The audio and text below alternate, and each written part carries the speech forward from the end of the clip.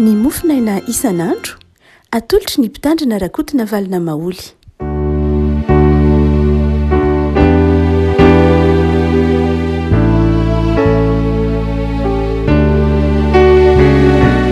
Ifanerahavana no iarabanantsika menakavy tratra ity alatsinainy fa 20 ny volana desambra ity. Ny mofinaina voalahatra ho antsika dia ny Koritianina faharoa toko 10. Koritianina faharoa toko 10 andiny voalohany ka hatramin'ny andiny faha-1 ambin'ny folo. Amin'ny anaran'i Jesosy. Ary ny tenako izaho Paoly dia mananatra anareo amin'ny hamoram-panahy sy ny fandeferan'i Kristy dia izaho izay manitry tena hono raha eo anatrehanareo. Fa sahy aminareo kosa raha tsy eo dia mangataka mba tsy ho sahy rehefa tonga amin'ny fahatokiana izay kasaiko asaina amin'ny sasany izay manao anay ho mandeha araka ny nofo. Fa na dia velona amin'ny nofo aza zahay dia tsy mba miady araka ny nofo. Fa tsy avy amin'ny nofo no fiadian'ny tafikay fa mahery amin'Andriamanitra handrava ny fiarovana mafy. Fa mandrava ny fisainana sy ny zavatra avo rehetra izay hatsangana nohitra ny fahalalàn'Andriamanitra izahay ka mamabo ny hevitra rehetra anaikan'i Kristy. Ary vonina maly ny tsy fanarahana rehetra izahay rehefa tanteraka ny fanarahanareo. Mijery zavatra araka ny fisiony ihany va ianareo? Raha misy olona mahatoky ny tenany fa an'i Kristy, aoka izy hisaintsaina izaho indray fa tahaka ny mahan'i Kristy azy no mahan'i Kristy anay koa. Fa na dia bebe ihany aza ny firehariako ny amin'ny fahefanay izay nomen'i Kristy anay ananganana fa tsy handrafana anareo, dia tsy azo henatra mba tsy hisehoako ho toy ny ampitahotra anareo amin'ny epistily. Fa ny epistilinay hoy izy dia mavesatra sy mahery, fa malemy kosa ny fanatrehan'ny teniny ary tsinitsinona ny teniny. Aoka izany olona izany hevitra izao fa tahaka ny fiteninay amin'ny epistily, raha eo zahay dia ho tahaka izany koa ny asanay rehefa tonga izahay. Ray Masino, manamasinana amin'ny fahamarinana ny teninao no fahamarinana. Amen. Mafimafy ny taratasin'ny Paoly eto amin'ity toko 10 ity. Mafimafy noho ny toe-javatra izay mafy ny ainana tao Korinto. Fiangonana tao Korinto dia fiangonana nisy olana dia olana nanahirana tamin'ny lafiny maro. Fiangonana sarotra nentina, fiangonana sarotra nalamina ary fiangonana niaina tamina disadisana haritra sy disadisa ra-panahy, disadisa ra-piarahamonina, disadisa ara-toe-karena koa izay niditra tao anatin'ny fiangonana. Nisy mpanompon'Andriamanitra anankiray efa nandao antsika pasteur Rakotoarintsifa Andrianjatofo ny thèse de doctorat tao amin'ny faculté théologie de Lausanne 30 taona lasa tamin'any izay dia nanoratra ny lohateniny dia hoe conflit à Corinthe, izay tanysainy ireo olana ara-piarahamonina maro tao anatiny ity fiangonana ity. Tao anatin'ny fiangonana tao Korinto ity. Karazana korontana, karazana disadisa maro samihafa. Ary tsy hoe disadisa hoe mpiangona fotsiny ihany fa nisy toetra tsy mendrika maro ny ainana tao. Ohatra hoe rehefa misy anankiray miteny dia mifandrombaka miteny ny olona. Izany hoe tsy misy mifampiaino, tsy misy afaka miaino fa miaraka miteny, fampivazavaza, izany ny tao Korinto. Ary hitantsika ny toko 2:10 teo izany, voatery tsy maintsy nandamina izany Paoly. Ny hoe mila mahay mifampiaino ianareo, miteny ny anankiray dia mangina ny anankiray, avy eo indray miteny ny anankiray. Zavatra tsotra tahaka izany nefa tsy niainana tao Korinto, fa mitabataba, samy manandra-peo mafy. Ankoatr'izany dia nindrona be tamin'ny lafiny ara-bola koa ny fiangonana tao Korinto. Ny tadiavam-bola, ny fanomezam-pahasoavana, nisy izany hoe ny fanomezam-pahasoavana nomen'Andriamanitra dia nampiasaina izay ny tadiavam-bola, ny fampitsara tamin'ny fanomezam-pahasoavana,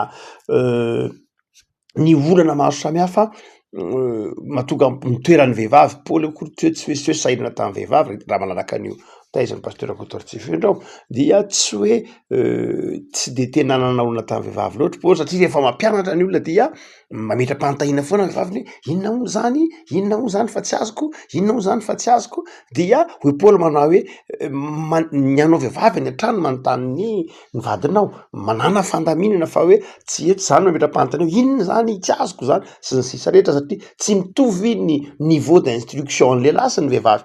De matetika ny vehivavy vanim-potoanan'ny korintianina zany de matetika tsy mahazo de metra-panontaniana de hoy Paoly manao hoe any an-trano nareo miresaka de anontany ny vadinao satria tam'zany ny lehilahy nanana niveau d'instruction na fari-pahalalana ambony kokoa ny vehivavy tsy zany kanefa Paoly dia nampianatra ny lehilahy sy ny vehivavy hoy tsika niaraka nitovy tamin'ny Paoly ny lehilahy sy ny vehivavy tsy voatery hoe nanilika ny vehivavy akory Paoly.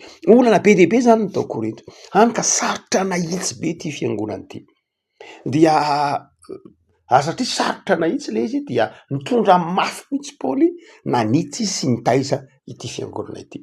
Amin'ity mofinaina eto am-pilatanantsika ity dia mampianatra antsika toe-po sy toe-panahy hoe manahoana moa ny toe-po sy toe-panahinao rehefa mandamin-javatra ianao. Ataovy hoe sendra olam-pianakaviana ianao satria nahoana ny kristianina dia mety ho tojo an'izany ao amin'ny tokantrano misy azy, ao amin'ny fianakaviana, amin'ny toeram-piasana, amin'ny tany aman-monina, amin'ny fikambanana, amin'ny sehatra maro samihafa dia ny kristianina dia mety ho tojo zavatra tahaka izany hoe enao no antsoina ho mpandamina. Enao no antsoina ho mpandamina tahaka amin'ny Paoly tao Korinto. Inona ny toe-tsaina? Inona ny fomba fiasa? Inona ny zavatra ampiomana ny Paoly anao manao hoe enao kristianina zany dia enao dia ndrahan'Andriamanitra ianao ho mpitondra fiadanana. La fiadanana izay hoentinao anefa ny amin'ny alalan'i Jesosy dia indraindray tsy mora mametraka azy.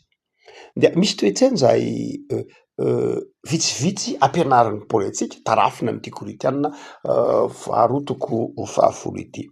Voalohany foto-kevitra dia zao asehon'ny Paoly aloha fa nahoana dia zao izay mandamin-javatra de tsy maintsy hiara-ny zavatra mafy. Zay no mahatonga ny hoe tsy ny olona rehetra akory no afaka hijoro mpandamina, tsy ny olona rehetra no afaka hijoro ray aman-dreny eo anivon'ny fikambanana na eo anivon'ny fiangonana na eo anivon'ny fokontany na eo anivon'ny fianakaviana de zao tsy ny olona rehetra no afaka fanomezam-pahasoavana io na de tokony kristianina rehetra ary manao zany de zao tena misy fanomezam-pahasoavana io. Satria ny mihina zany fanomezam-pahasoavana zany ny kristianina noho ny mampino azy de zao hoy Paoly mivonoana hiatrika ny mafy, manana azo damosina tsara.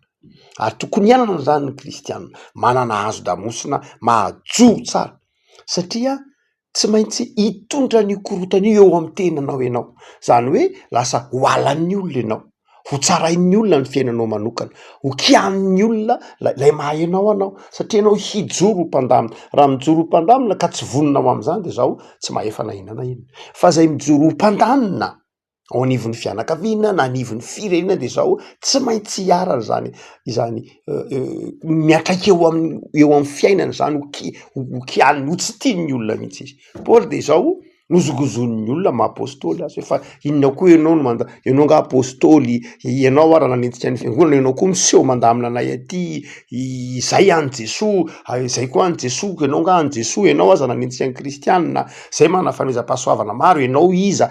De zany nahazo amin'ny Paoly. Zay mahatonga ny Paoly miteny aoka zay miteny hoe mahany Kristy no isaitsena koa fa zahay koa de any Kristy. Lasa voatery nanao rapport de force tahaka izany mihitsy i Paoly manao fa ka ianao rery ny any Jesoa satria nisy olona zay miteny mafy amin'ny Paoly. Ny mandamin'ny zavatra ravaka mandala de zao tena fahavonona toe-tsaina hoe vonona hiatrika ny mafy, vonona hizaka an'izany. Ary zany de tokony ho toe-tsain'ny mpitoro ny filazantsara, toe-tsain'ny mpino, toe-tsain'ny fiangonana. Raha miditra tsehatra anatin'ny fiarahamonina isika de zao vonona hiatrika ny fahasiahan'ny fiangonana, ny fahasiahan'ny fiarahamonina mihitsy ary. Hoe tsy voatery ho raisin'ny olona avy hatrany ny fandaminana mety ataotsika fa dia mety ho kianin'ny olona ara ny fiainantsika manokana, ho kianin'ny olona, ho tsarain'ny olona ny fiainantsika manokana de vonona ho am'izany ny mpanompon'Andriamanitra.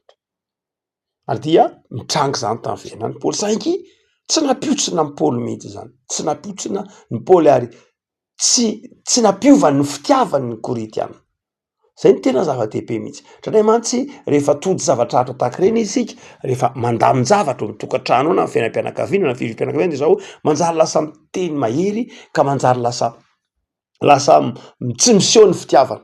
Fa Paoly na inona de zao niseho mandrakariva ho ray aman-dreny ny tia ny fiangonana tao Korinto izy. Na dia ny teny mahery azy Paoly eto. Vonina mizaka, manana toe-tsaina vonina hizaka, ny mafy hijoro ho ray aman-dreny.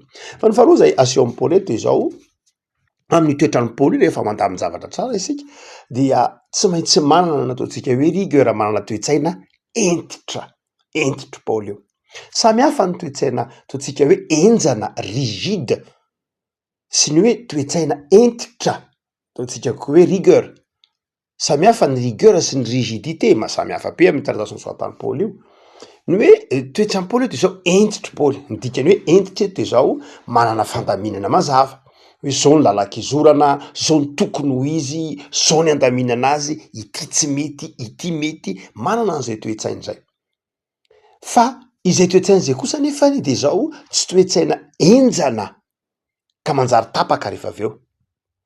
Satria rehefa raha ohatra ka lay ataontsika hoe rigidité zany hoe lay hoe zay no izy, na mety na tsy mety, na manaiky tsy manaiky, zay no izy. Tsy zay ny toetrany Paoly. Paoly zany tsy zay manao hoe izay no izy, rehefa tsy manaiky de mandehana, rehefa tsy izay no izy mijanona am'zao, tsy zay rigidité zay ny toetrany Paoly.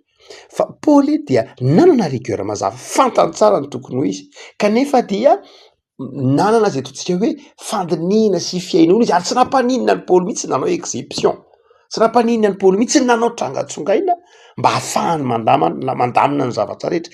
Izay toe-panahy zay ny tiany Paoly ho takatra antsika, hoe rehefa mandamin-javatra ianao, rehefa mandamin-javatra ao anatin'ny fiainam-pianakaviana de zao tsy voatery ho zavatra tsy maintsy ho marina marindrano amin'ny lafiny hoe fandaminana manokana, fa tena manana toe-tsaina, manana rigueur, toe-tsaina entitra, kanefa tsy hoe toe-tsaina enjana satria rehefa enjana de zao manjary tapaka. Ny rigidité de manjary miteraka fahatapahana mihitsy, dika zany mety tapaka lay fihavanana, mety voaroaka ny anankiray hafa, tsy miditra am-piangonana intsony ny hafa, miala ao amin'ny fianakaviana ny sasany, voaroaka amin'ny toeram-piasana ny sasany, voaroaka ao anaty fikambanana ny sasany, izay le rigidité.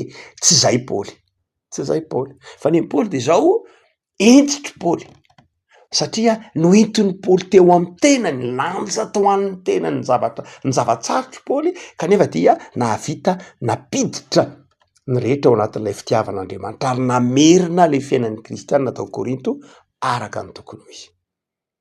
Dia hoy manao hoe manomana an'izany ho antsika pino Paoly eto rehefa mandamin-javatra amina fivoriana, fiainam-pianakaviana, satria mety ho tondro tahaka an'izao any raha olana ny conflit tany Korinto izao na iza rehefa pino izy. Dia ny fahatelo zay aseho tarafina amin'ny taratasy nosoratan'ny Paoly ho an'ny Korintianina ity, dia na inona de zao ny kristianina tsy mpandrava akory, tsy mpandrava ny kristianina fa mpanangana.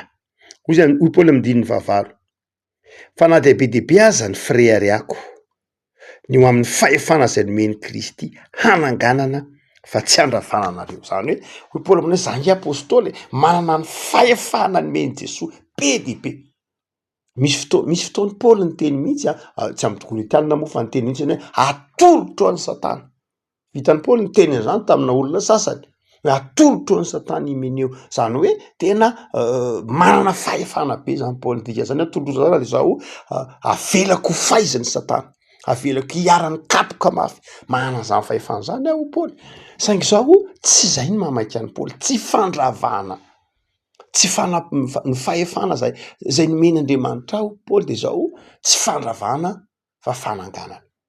No zany dia toe-tsain'ny kristianina rehefa mandamin-javatra ao anatin'ny fiainam-pianakaviana, ao anatin'ny fiainam-piangonana, ao anatin'ny fiainan'ny fikambanana misy anao de zao tsy mpandrava zavatra ny kristianina, tsy mpandrava ny kristianina. Am'izay mety ho fandaminana ataonao de zao tsy fandravana fa fanamboarana, fananganana. Ary zay tsy mampamora azy, zay tsy mampamora azy araky ny avatry Paoly, tsy mora. Ary zay mahatokany hoe lasa miteraka zavatra sarotra ho anao lay izy raha mandamina ianao satria ny ao an-tsainao de zao hoe tsy handrava saingy eo anatrehanao nefa lay faharavana dia tsy maintsy mandamina lay zavatra arak'izay zay sitrapon'Andriamanitra anangana zay ianao de mafy am'lay mpanompon'Andriamanitra lay izy. Fahatelo zany zay tsika manao hoe inona ny toe-panahinao? Ny toe-panahinao de zao tonga ianao ao anatin'ny sehatra zay misy anao de ny toe-tsaina de ny hoe zatsy ny rahan'Andriamanitra androdana, zatsy ny rahan'Andriamanitra andrava, zatsy ny rahan'Andriamanitra nakorotana fa zany rahan'Andriamanitra anangana, rahan'Andriamanitra hanorina. Ary de zao mety hiatraika amin'ny fiainako zany, mety hitondra ny mafy, hitondra ny fangiry firiana satria hanorina. Fa ny fahaefatra de asehon'ny Paoly de zao koa nahoana de zao zava-dehibe ny fanetretena. Ny olona de niteny amin'ny Paoly manao hoe ianao nga manetry tena, ianao raha miteny apôstôly, ianao voakanao daholo ty titranao rehetra ty sy ny sisa, betsaka ny nakahalan'ny Paoly. Tatsika ao anatin'io thèse zay nataon'ny pasteur Kotoratsiva Andrinjatovo io. Fa izao mazava be mihitsy fa ny mpanompon'Andriamanitra dia tsy maintsy manana fanetretena, tsy mahavaolana ny olona be firehareana, tsy mahavaolana ny olona feno firehareana sy ny olona feno fieboebona dia tsy mahavaolana. Satria raha vao avoakanao ny firehareanao de samy mamoaka zay mety ho reharehan'ny olona rehetra. Nga ianao ihany moa no manana an'izao, fa nga ianao ihany moa no mahay an'izao, fa nga ianao ihany moa no mahavita an'izao, fa nga ianao ihany moa no zao. De raha vao zay de zao tsy milamina mihitsy lay raha. Zay mahatonga ny Paoly niteny manao hoe zava-dehibe amin'ny fiainan'ny mpanompon'Andriamanitra ny fanetretena. Ary raha ny fanetretena zany dia fanetretena hoy Paoly tarafina amin'ny Kristy. Paoly moa de efa niteny mihitsy manao hoe ange mahay ny zavatra rehetra, fa ataoko taimboraka ny zavatra rehetra, ataoko tsinitsinina mihoatra ny fahatsaran'ny Kristy. Ry havako malala, mandrakariva itsika tody zavatsarotra na eo amin'ny firenena fotsiny ihany, eo amin'ny fokotany misy anao, eo amin'ny sehatra misy anao de zao tena mila olo ny fanetretena. Ny fanetretena tsy hoe akory hoe ny fanetretena tsy hoe tsy lahenao hoe rehefa dokafana de hoe tsy za zany, tsy zay le fanetretena, tsy iny eo fa zao lay fanetretena de zao ny fanekenao ny fetranao, fanekenao hoe za hatretsy ihany, ity tsy vitako, fanekeko hoe ity tsy vitako ilako andry olona ry, ity tsy vitako ka ilako an'Andriamanitra, ity tsy vitako Andriamanitra ka miantoraka aminao azy, za tsy nitsinina. Ny fanekenao ny fetrany, fanekenao fa manapetra anao ny voalohany fiadombohan'ny fanetretena. Ny fanekenao fa ny olona de zao, ny olona izay mihaona aminao, mifanerasera aminao de zao manana ny maha izy azy, manana zay mety ho maha izy azy mihoatra no ianao azy. Fa tsy hoe satria ianao amin'ny toerana anankiray de zao eritreretinao ny hafa ho ivanao ianao, fa tsy zay ny fanetretena, fa ny fanekenao manao hoe ity ny fetranao, ary ny olona manodidina anao de zao samy manana zay maha izy azy, ka tsy misy amboninao ianao eo na misy ambaninao ianao, fa ianao dia ohatry ny olona rehetra ihany, manana ny fetranao, ary ny olona zay manodidina anao de zao manana zay maha izy azy koa izy, hajaina am'zay maha izy azy zay. Zany hoe ny olona amin'eritreretena de zao mahay mametraka ny olona amin'ny toerana tokony hisy azy, ary mahay mipetraka amin'ny toerana zay tokony hisy azy. Dia hoy Paoly manao hoe zava-dehibe ary ny fanetretena, izay tsy maintsy ianaran'ny olona amin'ny Kristy. Zay ny fahaefatra. Raha ohatra ka mandamina zavatra tsara ianao, ny rahin'Andriamanitra andamina na inona, any anivona korota-piarahamonina zay am'zao androantsika zao de zao mandehana amin'ny fanetretena. Mandehana amin'ny fanetretena, esory ao an-tsaina mihitsy ny fieboebona, ny fiheveran-tena ho zavatra, ny fiheveran-tena ho endry noho ny hafa, fiheveran-tena ho masina noho ny hafa, ny fiheveran-tena ho tsara noho ny hafa. Zay de resantsika hoe narsisisme. Lay hoe ny tenako ny tena tsara, ny tenako ny tena mahavita azy, zahay ny tena, dia zay le resantsika hoe narsisisme. Ka ny olona narsisika de tsy mpandamy zavatra mihitsy, ny olona manana an'izany toetra hoe narsisika zany de zao tsy mpanorona zany fampandrava, satria ny tenany no ivony de tsy hatsangan-javatra mihitsy zany. Fa ny fahadimy zay asehon'ny Paoly indrindrindrindrindrindra amin'ity andininy ity de zao ny olona mandany zavatra tahaka ny kristiana de zao olona zay manana fiainam-panahy indrindrindrindra mifikitra amin'ny Kristy. Zany hoe manana fiainam-panahy mifikitra amin'ny Kristy. Ary io fiainam-panahy mifitotra amin'ny Kristy io de mahatonga ny hoe ny toe-tsain'ny Kristy no entiny mandamina ny raharaha rehetra. Mazava be ny andininy tenen'ny Paoly amin'ny andininy 15, mandrava ny fisainana sy ny zavatra avo rehetra izay atsangana no hitan'ny fahalalàn'Andriamanitra izay ka mamaby ny hevitra rehetra anaiky any Kristy. Zany hoe rehefa mandamin-javatra ianao de zao ao anatin'ny fiainana kristiana resahantsika io de zao tena manovo ny fahendren'ny Kristy, manovo ny fahalalàna ny Kristy amin'ny alalan'ny soratra masina, manana fiainam-panahy manahaka any Kristy. Avako manomboka ny herinandro dia azadonoina fa mpandamin-javatra ianao. Mpandamin-javatra ianao satria kristianina, mpitondra fiadanana. Aoka ianao amin'ny fiainanao mamakivaky ity herinandro ty olon'ny fiadanana, tsy olona mpanakorotana, tsy olona mpitondra olana, tsy problème, fa olona zay vahaolana ho an'ny hafa, mpampiavana ny hafa. Ary mety hitondrany mafy mihitsy ianao satria ianao mpampiavana, fa nandalo an'izany Jesoa. Taiza moa ny efa rahan'i Jesoa? To amin'ny hazo fijaliana ange Jesoa ange ny nampiavany, izy nandrava ny hevitry ny fisarahana, ary teo amin'ny tenany nandravany zany hevitry ny fisarahana zany, de mivinoana fa izay rehetra mpampiavana, izay rehetra mpampiavana de zao handalo zava-tsarotra. Ary vonona hitondra an'izany, tsy kanosa fa tsy mpampiavana zay kanosa, izay mandositra didy, mandositra je mety ho fa rehefa mijoro ho mpampiavana ianao, rehefa mijoro ho naman'ny olona reriny de zao mety handalo zava-tsarotra. Mety tsy ho tian'ny olona mihitsy ary mandro, fa rehefa oriana fatany ihany ka fatany ihany hoe tena nanana mpampiavana zay nanana anao tahaka nakasitrahany ny Koritianina amin'ny Paoly rehefa afaka io krizy io. Avako amin'ity herinandro ty de zao manomboka ny herinandro de mijoro mpampiavana, mijoro olona mahatoky ny fitiavan'Andriamanitra, ka natody ny sarotra renao de matoky fa eo akaikinao Andriamanitra, manana fahazavan-tsaina, fahalemem-panahy sy fitiavana am'izay rehetra ataonao mamakivaky ity herinandro ty. Vavaka sika, Tompo misaotra anao zahay, misaotra anao ny amin'ny teninao zay mampianatra anay fa ny fijoroana vavolombelona ny mpino de izy mampiavana ao anatin'ny korontana, ao anatin'ny zavatsarotra, de to aminao zahay hijoro, to aminao zahay hiasa, to aminao zahay ame fahazavan-tsaina ary mampafantarinao anay fa mafy ny fampiavanana, mafy ny fiezahana mahaolana, mafy ny adidy aman'andraikitra amin'ny fandaminana ny raharaha zay ilana fampiavanana. De ity herinandro ty Tompo de omeo anay ny fo madio, omeo anay ny fo tia namana, tia mpiarabelona, ataovy maharary anay zay rehetra mba maharary ny hafa, ary ataovy mahay mandray andraikitra zay am'izay mety mamparary ny hafa, ka mahatonga anay mitondra ny mavesatra mba ampaherezana azy reny. Da io ty herinandronay ty Jesoa, herinandro ny fiadanana, herinandro ny fifaliana, herinandro ny fitiava-namana. Anatin'ny fotoanan'ny Krismasy de fiomahanao am'izany de mifanetretena sy fifaliana zay no ny amin'ny hazo fijalian'i Jesoa sy ny tranon'omby zay nanehoanao ny fanetretenanao Jesoa. De manjaka aty am-ponay, misaotra Tompo malala. Amen.